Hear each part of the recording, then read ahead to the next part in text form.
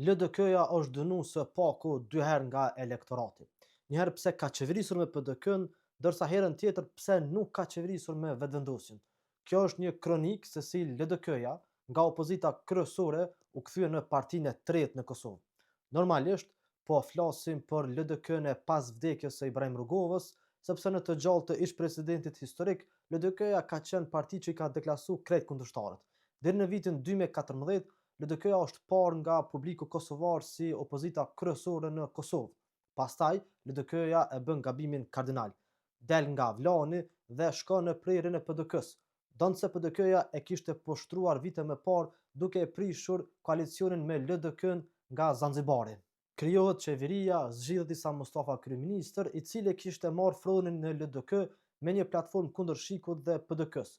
Pas 2 viteve, LDK-ja ja siguron votat Hashim Thaqit për president, një hap që e përçon keq LDK-n. Vjen viti 2017, PDK-ja bashkë me VV-n, AK-n dhe Nismën e rrezojnë qeverinë e LDK-s. Edhe ky një poshtrim për LDK-n. 2 qeveri me PDK-n, të dyja të rrëzuara nga vetë PDK-ja. Isa Mustafa, edhe pse kryeministër, nuk rikandidon, pasi delegitimohet keq. Kandidohet bedeli i Mustafës, Abdullah Hoti, i cili humb zgjedhjet. LDK-ja bie në vend të tretë. Vjosa Osmani, zëri kryesor anti-PDK dhe anti-Thaqi në LDK, nga numri 81 në listën e LDK-s, del e dyta më votuara në LDK. Pra ajo shndërrohet në yllin kryesor të LDK-s.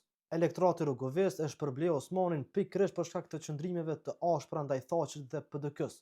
Këtu është mësimi i parë. Elektorati Rrogoves nuk e përkrah koalicionin me PDK-n. Ky elektorat ja toleroi Fatmir Sejdiut koalicionin me PDK-n vetëm për shkak të pavarësisë në vitin 2008. Pastaj vjen viti 2019, LDK-ja detyrohet ta kandidojë Vjosa Osmanin për kryeministre. Elektorati Rrogoves ndizet nga gjuha dhe qëndrimet anti-PDK të Osmanit.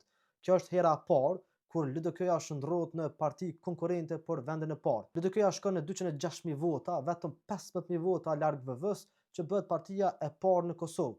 Osmani nuk fitoi edhe për shkak të propagandës së VV-s se LDK-n e drejton realisht Isa Mustafa. Osmani ishte vetëm kandidat e LDK-s për kryeministre, por jo edhe kryetare. Humbja e Osmanit mundet të faturohet pikërisht këtyre dyjave.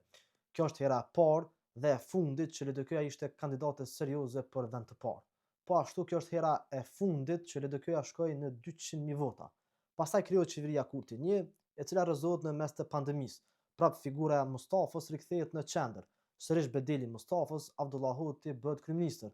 As votat, as qëndrimet e Osmanit nuk respektohen në LDK, duke e detyruar atë të largohet nga kjo parti. Pastaj e krijon Guxon, duke lidhur një koalicion me VV-n, i cili koalicion fitoi mbi